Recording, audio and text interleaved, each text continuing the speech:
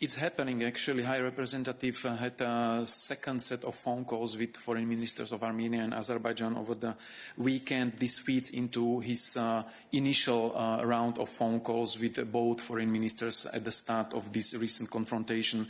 He had a phone call with the Russian Foreign Minister Lavrov, Turkish Foreign Minister Mevlut Çavuşoğlu last week, also discussing these issues, this confrontation, which is very worrying. This escalation is very worrying because of the serious risks it poses for the regional stability, and the EU was very clear in our calls from various levels, including the top level by the leaders at the Council last week, that the fighting needs to stop immediately and both sides have to re-engage in talks without precondition in the framework of the OSCE Minsk Group Co-Chairs efforts to solve the issue of Nagorno Karabakh.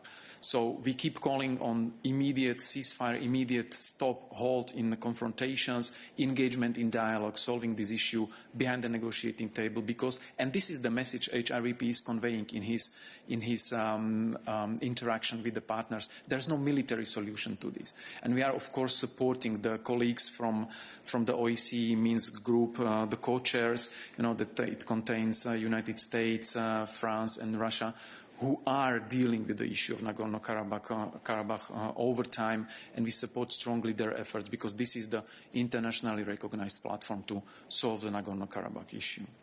And the activities, of course, the diplomatic activities continue on various levels. Here in Brussels, the member states are continuing their discussions on the topic. You've seen the Security Council of the UN, where several of the EU member states are representing, discussing this issue as well. So the whole international community is very much engaged to put a halt to this fighting and to put halt and to stop the senseless loss of life and the destruction which is being inflicted on both sides.